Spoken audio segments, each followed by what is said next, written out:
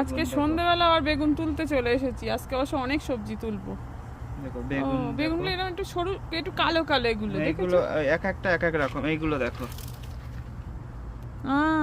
আর এই গাছটা দেখো 1 2 3। ও বাবা, এগুলো এরকম হয়ে গেল কেন? হ্যাঁ, এরকমই বেগুনগুলো শুরু থেকে এরকম। ও তাই এইগুলো দিয়ে আমি শুরু করি তোলা। দেখে নাও।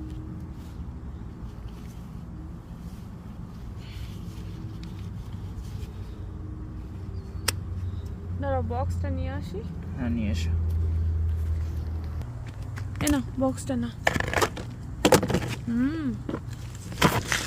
এগুলো কি একটু পেকে গেল নাকি? না না, আগের দিনও এরকমই তো দিয়েছিল। হ্যাঁ, ছোটও তো মানে এরকমই কালার হয় নাকি? এরকমই হয়তো কালার।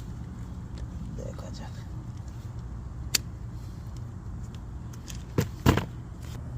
বাবা, এই গাছ থেকে এতগুলো তুলবে? হ্যাঁ, তাও অনেকগুলো আছে, থাক সব তুললে আর কি করে হবে। এবার এই গাছে দেখো। ওহো, আরে বাবা,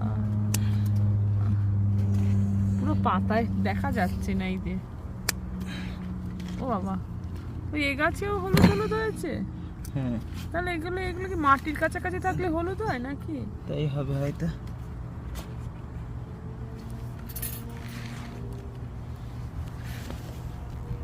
তাহলে এগুলো ধরবো আমি। দাঁড়াও, ফোনটা একটু বন্ধ করি। বাবা, কত করলে? হ্যাঁ গো, কত কেজি হবে? এই 2 কেজি মতো হবে, 4 পাউন্ড। 4 পাউন্ড হবে? বাবা, এই গাছে তো আরো বেশি। এগুলো তো ফেটেও গেছে, ওগুলো তুলে দাও। এটা তুলে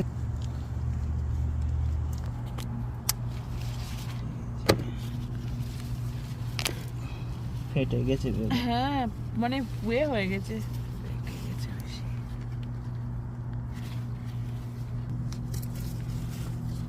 পাতা কেটে কেটে দিচ্ছ?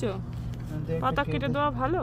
হ্যাঁ, একটা কেটে দিলে ফাঁকা হবে। হ্যাঁ, তাহলে ওই পুষ্টিটা উপরের দিকে বা নতুন যা গাছ হচ্ছে সেগুলো পাবে। নতুন যা পাতা হচ্ছে। অনেকদিন বড্ড কাজে। ওইগুলো তো ক্লিন করে দিয়েছে, বেশ সুন্দরও হয়েছে গো এই জায়গাটা। আর 1-1.5-2 মাস, আর 2 মাস না 1 মাস বলো। দেখি ওই দিকের বেগুনগুলো, এইটা আবার গোল বেগুন জানো? হ্যাঁ, এই